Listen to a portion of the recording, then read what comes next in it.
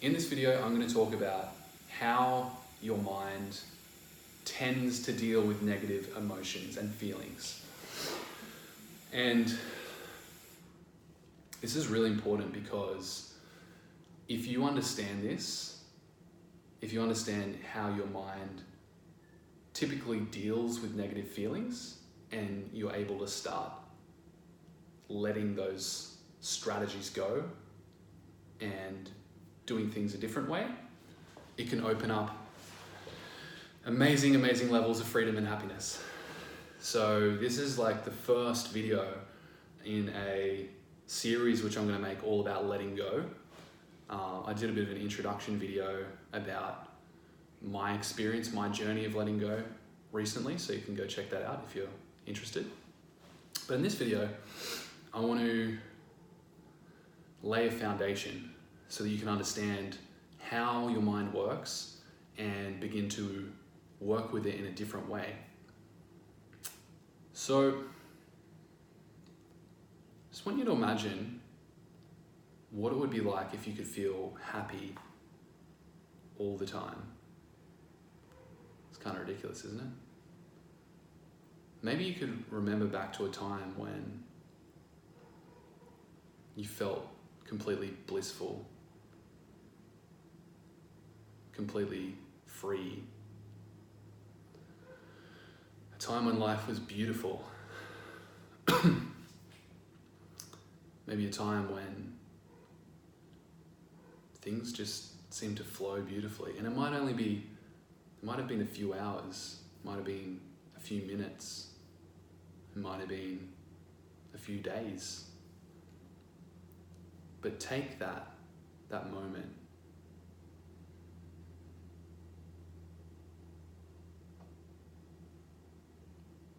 and imagine if your whole life was like that.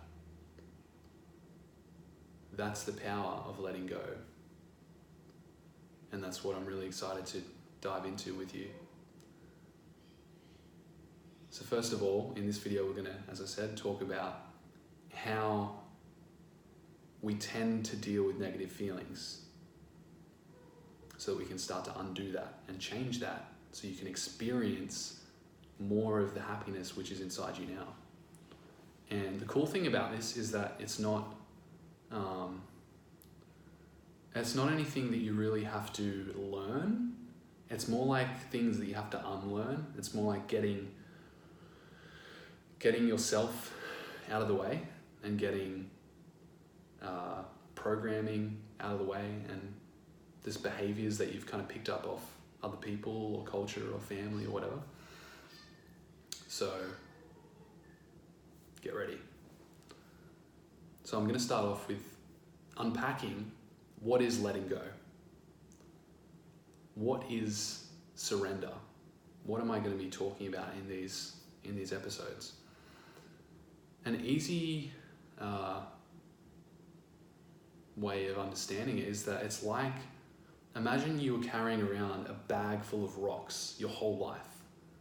Big old bag of heavy rocks, and then you realize one day that you can just take the bag off and you can just drop it on the ground and continue on your way.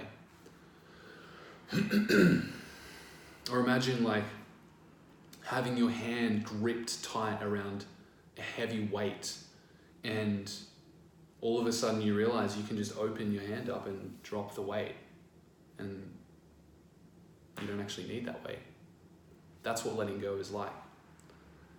And it's accompanied by, the moment you let that go, it's accompanied by this feeling of lightness, and you feel happier and you feel freer. Another example is, you might think back to a time when you were having an argument and you're butting heads and arguing with this person, and then all of a sudden you realize that the whole argument's ridiculous. The whole thing's just stupid. And you might even start laughing because you realize just how stupid it is. And immediately this negative situation turns into a funny, happy, humorous situation. That's what letting go feels like.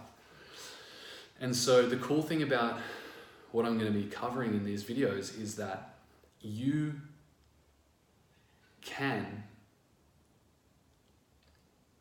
let go of things freely and at will anytime in any aspect of your life, relationships, family, career, health.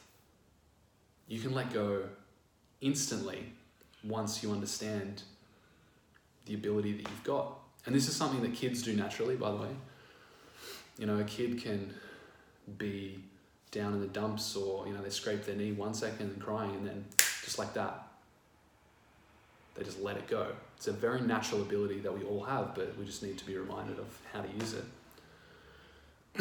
So essentially, what's going on, that bag of heavy rocks I was talking about, or that weight, this is the accumulated negative emotions that all of us carry. And, these negative feelings come from a variety of sources, or they, I suppose, are triggered by a variety of sources. But we all have them. We all have a reservoir. It's like we all carry inside us this weight of negativity. Some people believe it comes from karma. Some people believe it comes from childhood trauma. Some people believe it comes from past lives, genealogy. Doesn't really matter where it comes from. It just matters that we recognize that we've all got this. And this negativity actually builds up over time if we don't find ways to release it. And the more that we try to prevent it from coming out, the more it starts to filter into our minds and create negative thoughts, or our bodies and create illness and sickness. And the more it creates situations in our life that are negative, that trigger us, because all of this negative emotion is trying to find a way to get out. Our body doesn't actually want to hold it. And, for most people, the sad thing is that they become resigned to that negativity that's inside of them. And we just call it the human condition and kind of think that it will never change. That's just what being human is all about. And it's sad, and I know that that's what I believed for a long time. And we constantly feel threatened from outside things, like things happening in the world, or on the news, or in the lives of other people in our lives, and we feel threatened by that constantly, and we feel threatened from within because we feel insecure and fearful and all these other things, and it's because of this negativity that's inside of us. And so over time, this all accumulates and builds up, and we start secretly looking forward to death, because it'll be the end of all of that constant negativity. And so what happens when that gets to the point of overload? What happens when we can no longer contain all that negativity? It filters up into our thoughts, and we try and change our thoughts. We start thinking negative thoughts, and it leads to anxiety, depression, all kinds of other stuff. And we try and change all of this with chemicals, or with positive thinking, or reprogramming our mind. But because the fundamental feeling reservoir, the negative feelings, haven't been dealt with, none of that stuff works long term. I've tried this for years and it never worked. It was always just a short-term thing, and then I'd fall back into old patterns and behaviors because that negativity wasn't dealt with. So once we surrender the feeling, once we let go of the feeling that underlies those thoughts, all of those thoughts disappear. It's like each feeling, let's say sadness, creates thousands and thousands of sad thoughts. And once we deal with that feeling, for example, something sad might have happened in your childhood, and over the years, think about how many thoughts, thousands of thoughts, and things that have played over in your head because of one sad event in your childhood. if you were just able to let go of that one sad feeling from that event, then all of those thoughts would disappear. That's the power of this. It just knocks all the thoughts out once you go to the roots of the problem. And there's actually been a lot of research on this. There's a theory that a scientist came up with, Gray Laviolette, and he talked about how feelings actually organize our thoughts and our memory. So according to how something feels, like, you know, how you meet someone and you don't really remember what they say. A lot of the time you might not remember what people say exactly, but you remember how they made you feel. That's kind of like how our mind organizes information. It organizes information based on, this is a threat, or this feels good, this person makes me feel good. So we organize good thoughts, happy thoughts around the memory of that feeling. And on it goes in every aspect of our life. Our mind organizes thoughts around feelings. So the value of learning how to let go, which I'm going to go into, is that, as I said, once we surrender the feeling, all those thoughts can be obliterated. So if you struggle with negative thoughts, this helps immensely. So what is the surrendered state? What's it like to be in a surrendered state? What's it like to just let go? It basically means to be completely free of negative feelings in a particular area of your life, so that your own inner creativity and your own inner spontaneity can manifest without inner conflict, without inner opposition. And that gives us the greatest freedom that is possible once we're living without all that inner conflict and inner opposition. It allows us to experience the basic nature of the universe, which is, we will see down the track as we go through this process, the basic nature of the universe is to manifest the greatest good in any particular situation, which, you know, might seem a bit trite, but as I said, as we continue to go through this process, we'll start to see that that's true. So that's an introduction to letting go. So now I'm going to jump into the 3 basic ways that we handle negative emotions that we don't want to deal with, feelings that we don't want to deal with. This is what your mind does automatically until you start to change this behavior. The first one is suppression. So the first way that we deal with negative emotions, let's say you start to feel fearful. The first way that we deal with that is that we push that feeling down. We put them to the side. We kind of put it out of our consciousness. And there's actually 2 forms of this, of removing those feelings from our consciousness. The first one's repression, where we do it unconsciously. So it's like before you can even feel that feeling, your mind has already found a way to push it out of consciousness. So that's unconsciously in repression. Suppression is where we do it consciously.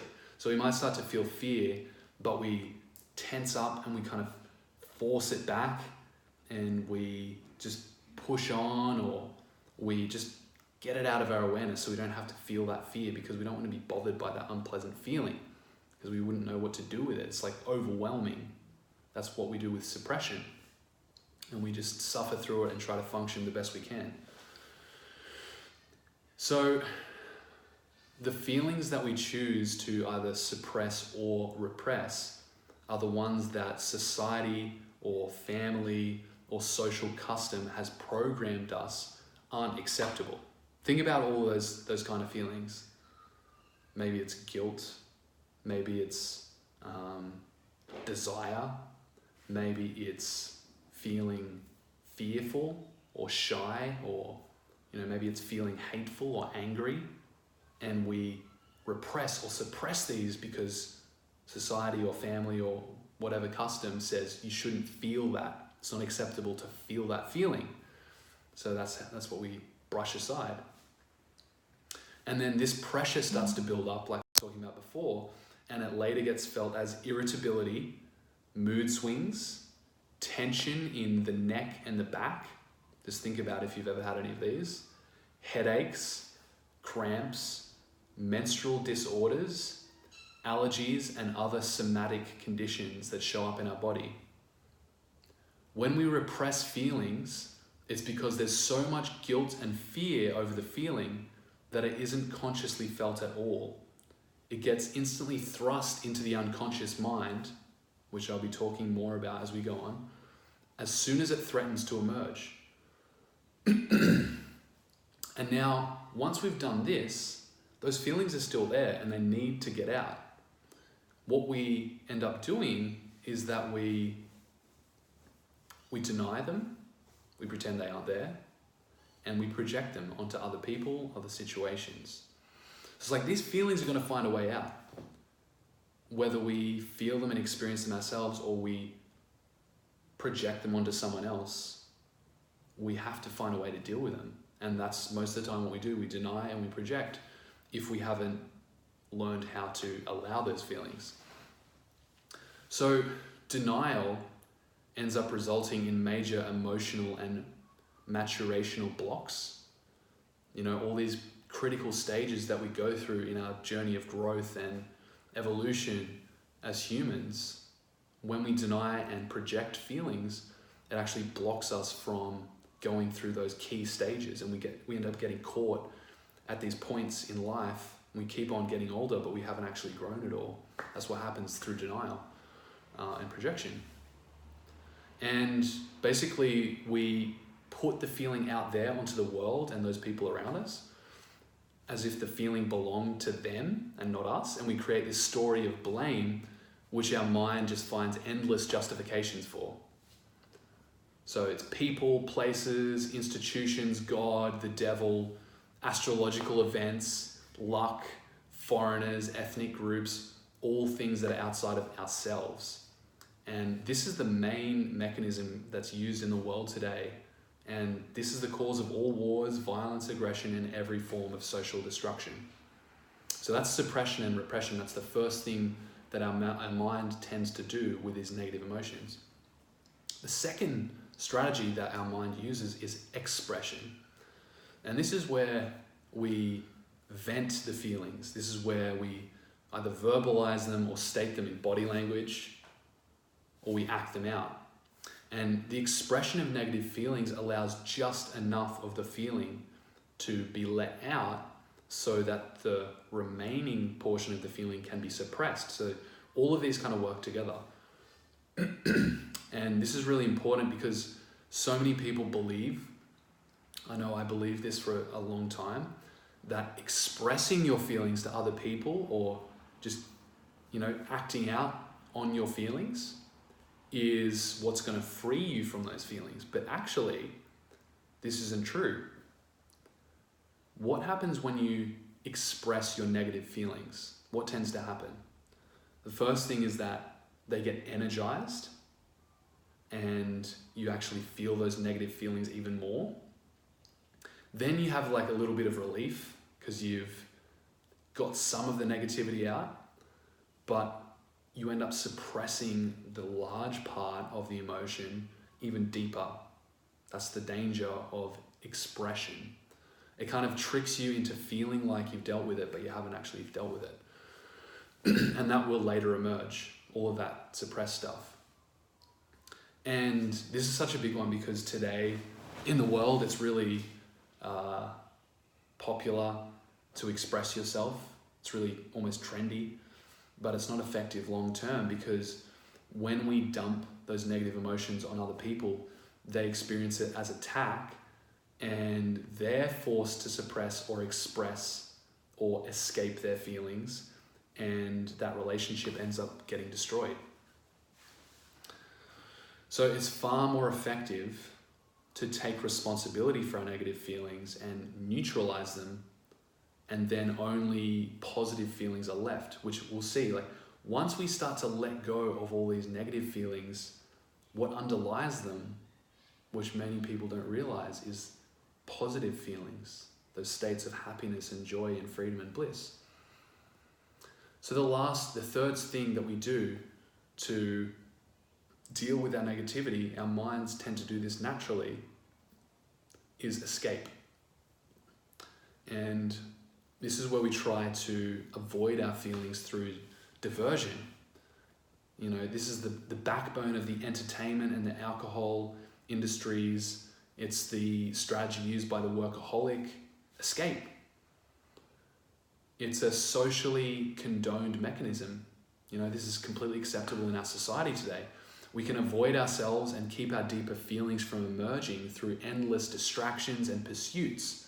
Think about video games and drugs and partying. And, it's fine in the short term, but as we continue these behaviors, they turn into addictions and they become dependencies that we have. People are desperate to stay unconscious. You see people walk into a room, they got their phone out the moment they walk in, and they're walking around in a dreamlike state, constantly being programmed by screens. This is escape, because, people are terrified of themselves. We dread even a moment of aloneness, and thus we create constant frantic activities like socializing, talking, texting, reading, working, traveling, playing music, shopping, overeating, gambling, going to movies, taking pills, using drugs. And many of these methods of escaping from our negative feelings, they're faulty and they're stressful and they're ineffective. And they require ever-increasing amounts of energy to keep down the growing pressure of the repressed and suppressed feelings. That's why escape doesn't work, because it's like you need to keep elevating that escape strategy in order to keep those emotions suppressed. What ends up happening with escape? There's a progressive loss of awareness and a halting of your growth, kind of like what I mentioned with denial. You stop growing. You lose creativity, you lose energy, and you lose real interest in other people.